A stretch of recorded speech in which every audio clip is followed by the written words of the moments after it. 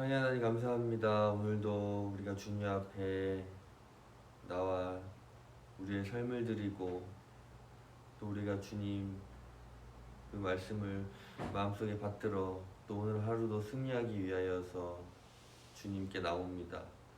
주 이 시간을 주관하시고 이 시간을 귀하게 여겨주셔서 오늘도 주님 말씀 가운데 승리하며 살아가겠다고 결단하는 우리 모두가 되게 하여 주시옵소서. 겉모습만 그리스도인이 아니라 우리의 속사람까지도 그리스도인답게 살아갈 수 있는 우리 모두가 되게 하여 주시옵소서. 예수님의 이름으로 기도합니다. 아멘. 우리 찬송가 452장 찬양하겠습니다. 찬송가 452장입니다.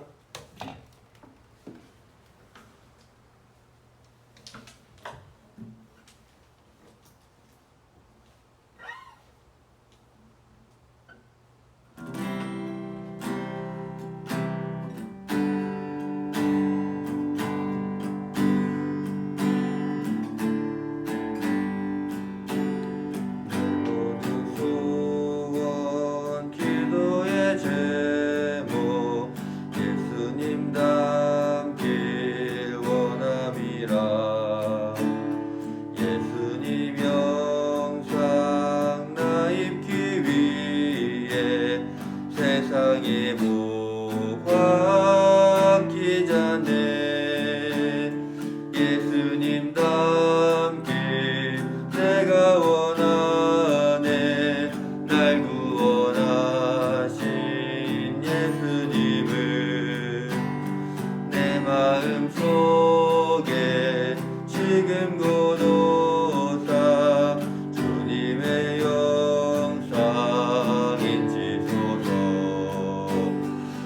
무한한 사랑 풍성한 긍휼 슬픈 자 위로 하시는 주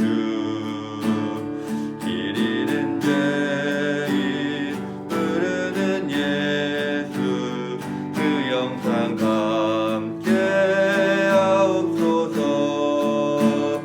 예수님 닮긴 내가 원하네 날 구원하신 예수님을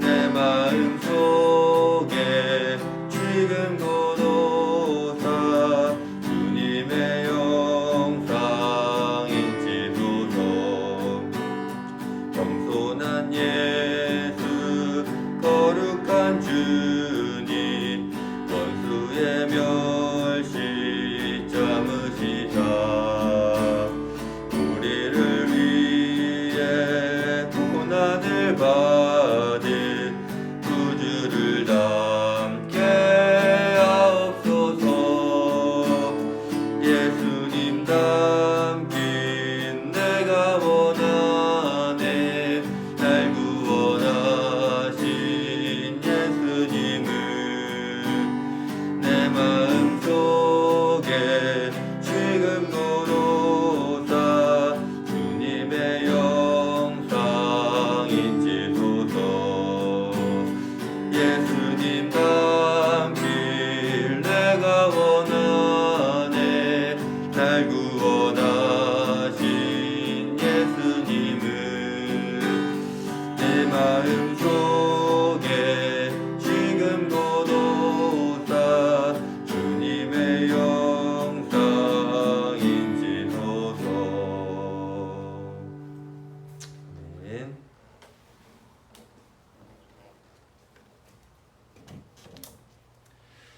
우리의 삶 속에 늘 예수 그리스도를 닮아가겠다라는 결단의 고백이 매 순간순간마다 있으시기를 주님의 이름으로 축원합니다. 오늘 우리 함께 살펴볼 하나님 말씀은 로마서 2장입니다. 로마서 2장 25절에서 29절까지의 말씀 보겠습니다. 로마서 2장 25절에서 29절까지의 말씀입니다. 제가 읽겠습니다. 내가 율법을 행하면 할례가 유익하나 만일 율법을 범하면 내 할례는 무할례가 되느니라. 그런즉 무할례자가 율법의 규례를 지키면 그 무할례를 할례와 같이 여길 것이 아니냐. 또한 본래 무할례자가 율법을 온전히 지키면 율법 조문과 할례를 가지고 율법을 범하는 너를 정죄하지 아니하겠느냐. 무릇 표면적 유대인이 아니요 표면적 육신의 할례가 아니니라. 오직 이면적 유대인이 유대인이며 할례는 마음이 알지니 영에 있고 율법 조문에 있지 아니한 것이라. 그 칭찬이 사람에게서가 아니요 다만 하나님에게서니라. 아멘.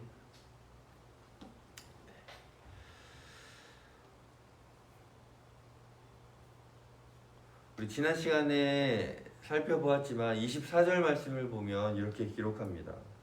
기록된 바와 같이 하나님의 이름이 너희 때문에 이방인 중에서 모독을 받는도다. 유대인들을 통해서 하나님의 이름이 모독을 받게 되었다라고 기록을 하고 있죠. 나 때문에 하나님의 이름이 더럽혀졌다.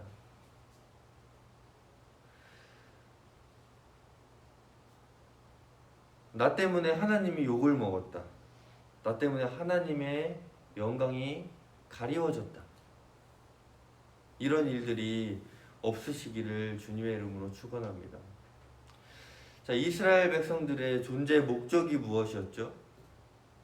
그들의 존재 목적은 하나님의 존재와 하나님의 성품을 세상에 알리고 다른 민족을 주님께로 돌아오게 하는 것이 바로 그들의 존재 목적이었습니다. 이스라엘은 전 세계를 구원하라는 이 선교적인 사명이 그들에게 있었죠. 그런데 그들은 그 사명을 완수하지 못했습니다. 오히려 율법을 거슬러서 이방인들보다 더 악을 행하였고 다른 나라들보다 더 악을 행했습니다.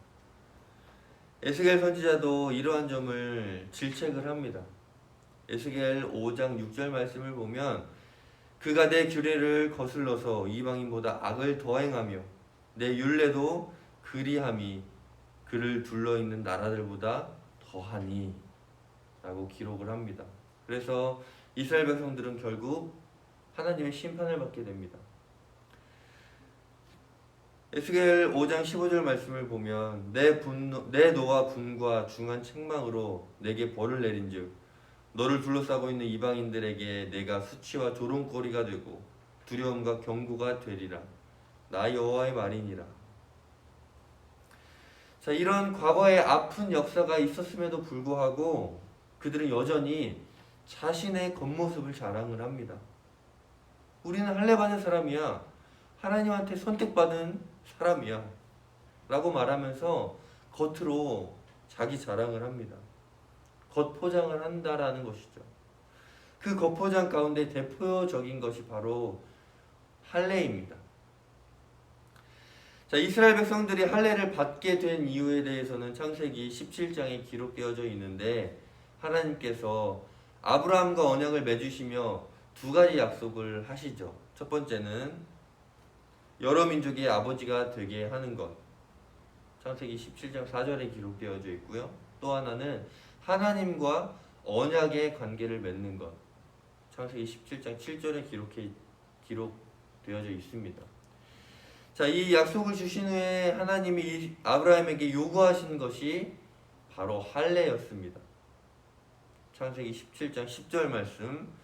너희 중 남자는 다 할례를 받으라. 이것이 나와 너희와 너의 후손 사이에 지킬 내 언약이니라. 이렇게 해서 시작된 것이 바로 할례입니다. 이 이스라엘 백성들은 할례를 행하고 할례의 증표를 몸에 지니며 하나님과 아름다운 관계를 맺는 것에 늘 감사하면서 살아야 했습니다. 맞아. 자격 없는 내가 하나님의 자녀가 되었는데 이게 얼마나 감사한 일인가. 부족하지만 내가 하나님의 말씀처럼 거룩한 삶을 살아야지 라고 매일매일 결단하면서 하나님과 함께하는 삶, 하나님과 가까이 하는 삶, 하나님의 백성으로서 합당한 삶을 살아야 했던 사람들이 바로 이 이스라엘 민족 유대인들이었습니다. 하지만 이 유대인들은 그 귀한 마음과 정신을 어느 순간 잊어버렸습니다. 나중에는 할례 자체가 구원의 수단으로까지 전락하게 되죠. 할례만 받으면 구원받을 수 있다라고 생각했던 것입니다. 이것이 바울 시대까지 이어진 거예요. 그들은 마음은 없어도 할례만 받으면 구원받는다라고 생각을 했던 것이죠.